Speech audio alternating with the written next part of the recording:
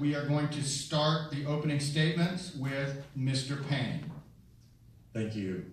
And thank you all for coming out this evening. We, in all honesty, we were told we had 1 minute to speak, so I guess I'll give you my 1 minute speech 3 times, maybe. But in all honesty, thank you to SMU for hosting this event. But thank you for coming out. What we need is an educated population when they walk into the polls. And that's why you're here. But also in the same breath, we need, I'm just gonna go there. Yeah. All right. You need people who are running for the highest office in Texas to also show up.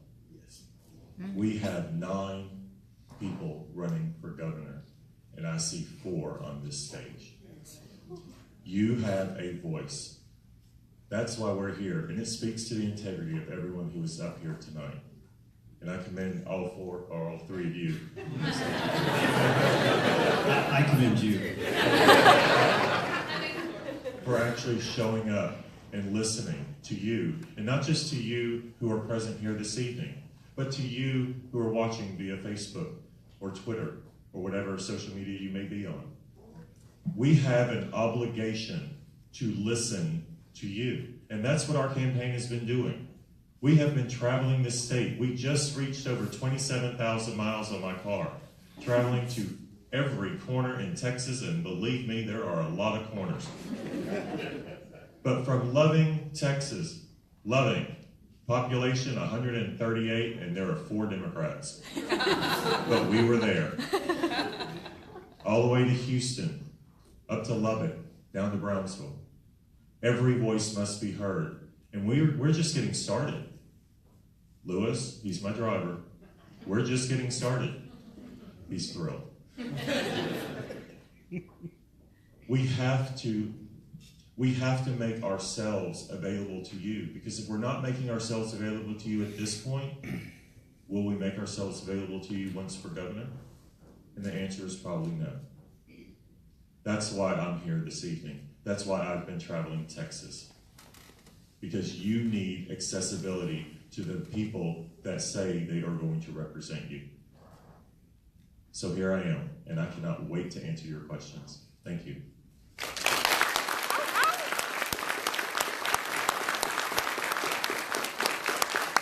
Thank you, Mr. Payne. Now our second opening speech will be from Mr. Davis. Mr. Davis, the floor is yours for 3 minutes. First of all, I want to give thanks to God for allowing me to make it through that rainstorm. Okay. But I also want to thank SMU debate team, the SMU Dems, for having us all out. Just like Jeffrey said, who is also a good friend of mine. Okay. This is about the leadership of our state. And you should take every opportunity to get your message out there. Guys, everybody don't know who I am, but quite a few people in Dallas know who I am. I've been a mayor, a police chief. I am an educator at this point in my second retirement. So, with all that said, I have the experience. But what I want to address, I'm going to use the opportunity, my 3 minutes, to bring something up.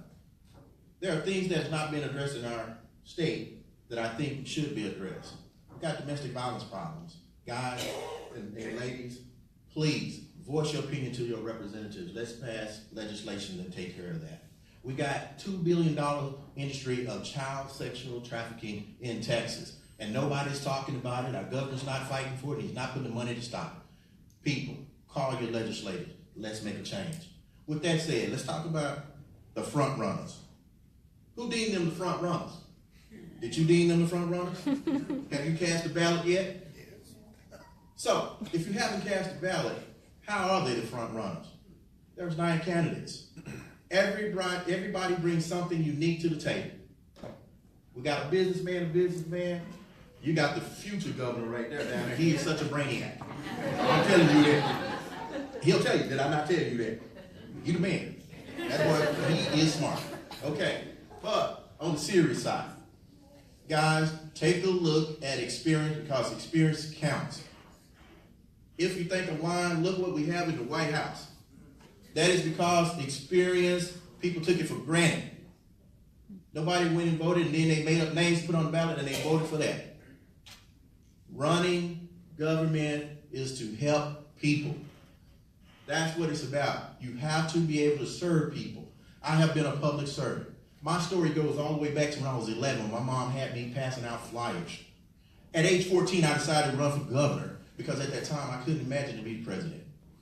I couldn't, because that was, oh God, back in the 80s. I tell you how old I am. But I knew what I wanted to do. I made a pact with myself at 8, but by age 55, I was going to be the governor. I turned 51 a little over 2 weeks ago. So I have built that resume. So when I tell you experience counts, it counts. And please, research. Don't let the media or anybody else tell you these are the front runners. Because the polls they took, they tell you, oh, somebody is 64, whatever number they give you. If it's only 400 some people that they took the poll on, and we have 28, 29 million people in Texas, something wrong with those numbers. Thank you.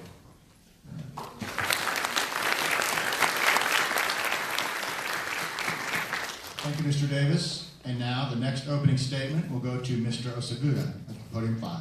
Sure. Can I ask this? Just tell me when I have 1 more minute left, so I'll read my prepared comments at 1 minute. All right? I appreciate that. It's good to be back at SMU. I got my MBA here at Cox, and I want to talk a little bit about SMU, what it means to be a college student, and then also about debate. The future is really yours, for you millennials, and I'll talk about this a little bit, that 47% of Republicans no longer identify with the Republican Party. 50% of Democrats no longer identify with the Democratic Party. And if you look at millennials, it's somewhere in the area of 60% of millennials who don't identify with either party. And we're going to get into some reasons as to why that is.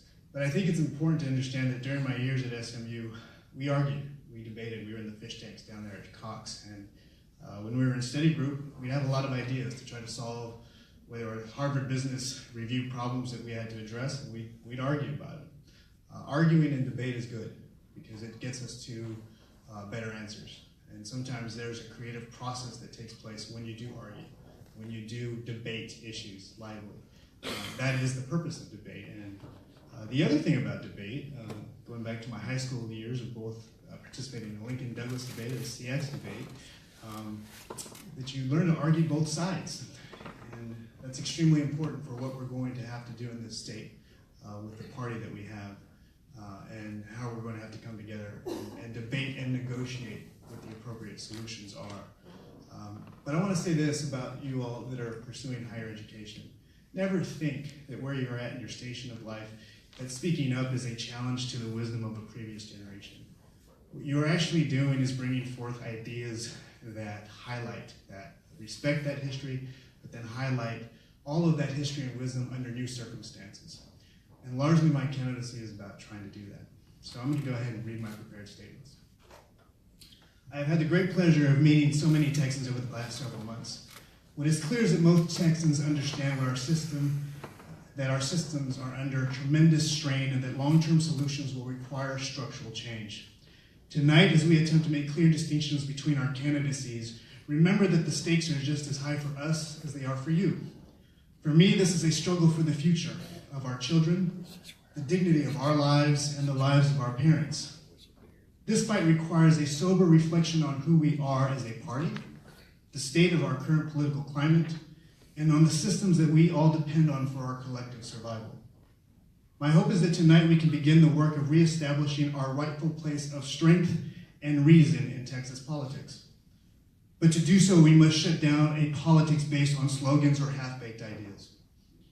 We must demand serious ideas to match the complexity and severity of our current political and economic circumstances. We must challenge old, traditional, established norms in order to make way for new ideas, new faces, new names, and new approaches. Thank you.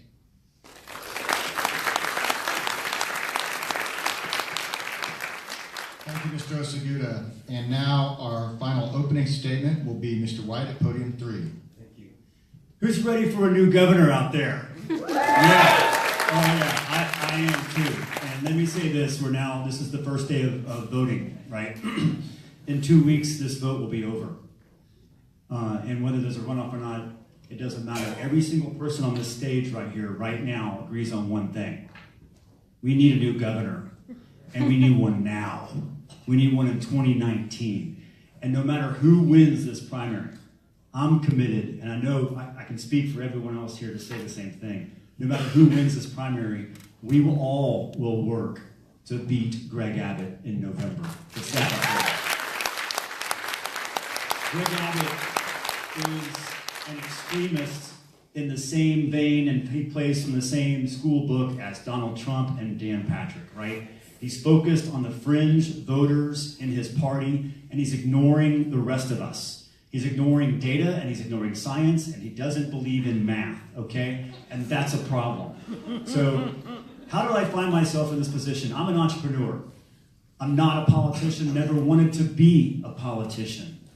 But I grew up in a political family, and my father was governor in the 1980s, and as a 10-year-old growing up in that world, I did not want to be in politics. I saw enough of that with my father.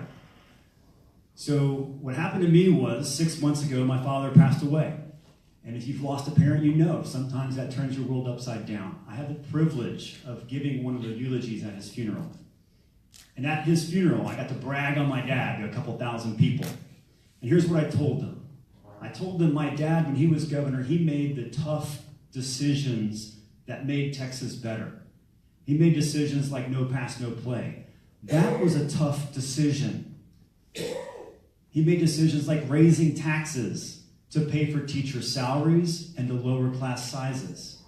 He had to raise taxes because oil was at 40 when he started and it was at 8 when he was there, right? But he made the decision anyway. He passed the seatbelt law, right? That was a tough one too. As I'm sharing this, I'm looking at the front row, and in the front row is Governor Abbott. And at the exact same time as my dad's funeral, Governor Abbott called a special session for a bathroom bill and a tree ordinance. Meanwhile, our schools are suffering. Our schools are the bottom 10. We're Texas. They should be in the top 10, right? I mean, if not the best. Our economy's doing great. Why are our schools and our hospitals failing? There's something wrong with that, right? So it hit me. We don't have leaders like that anymore. And let me be clear. I did grow up in the family of my father, and he was governor. But I don't believe in dynasties. I'm not running because my father was governor, and that doesn't qualify me to be governor at all. But what I realize is we don't have leaders like that anymore, and that's why I'm running. So thank y'all. I look forward to sharing more about that with y'all as the night goes on. Appreciate it.